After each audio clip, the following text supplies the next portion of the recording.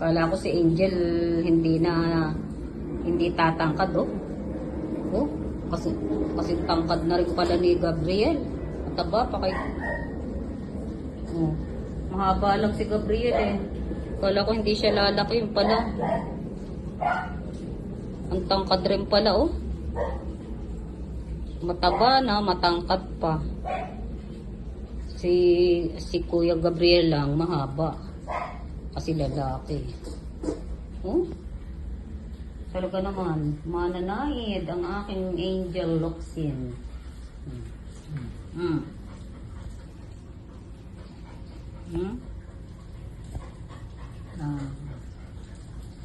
Malaking babae din pala ito.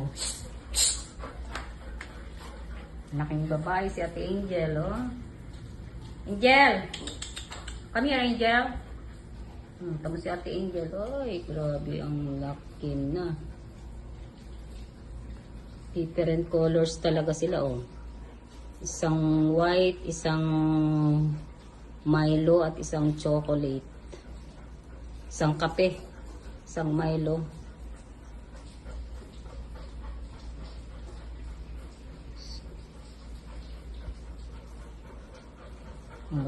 Pag may mga hininga, kaya na ko lang, puro balahibo na si Mami.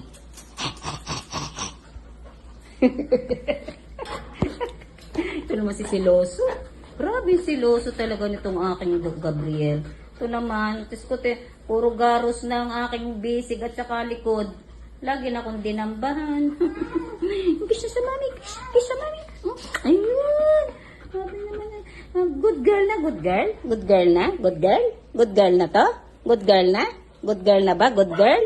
Good girl na daw siya. Makungwari na ako, namasag na naman ang isang...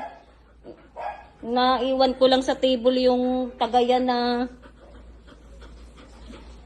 na transparent eh.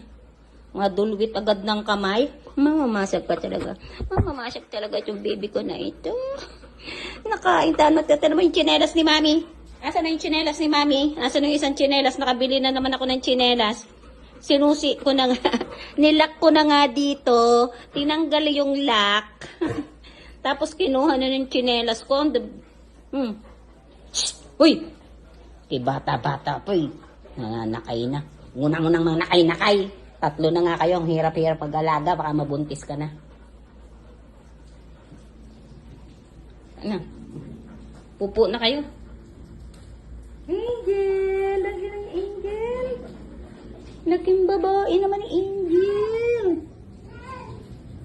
Laking babae talaga. Akala ko hindi lalaki si Angel eh. Sabi ko yung punggok. Hindi pala yung tatangkad rin. Lalaki pa yan kasi ilang months lang. Magna 9 months. Pag 8 months pa lang. 8 months. Nagsisiinom na sila. Tayo muna natin na electric fan kasi malamig naman at naulan. Pagka mainit, nasa loob, naka-aircon. Pag sa labas, 24 hours ang electric fan ng aking mga talaga naman, nakakatuwa itong aking mga dagulit. Napakalulusog. Awa naman ng Diyos, di nagkakasakit. Thank you, Lord, at hindi... Buhat nung gamutin ko si Gabriel nung 7 days na antibiotic na laging nilalagnat, hindi na nagkakasakit. Sige na, sige na. Ayan na, sige. Gala. Mamaya pupo. Magsipupo na kayo habang ako'y magsasampay pa. Yan ang ating Angel. Dagol. Ang ganda ng balahibo. Lagi ko, ang grabe nga natatanggal ko dito eh. Kulot-kulot. Si Ate Pearl dati sobrang kulot-kulot. Ngayon nagbuhat na magka-allergy pero gumaling na. Nawala yung kulot kasi lagi ko sinusuklay.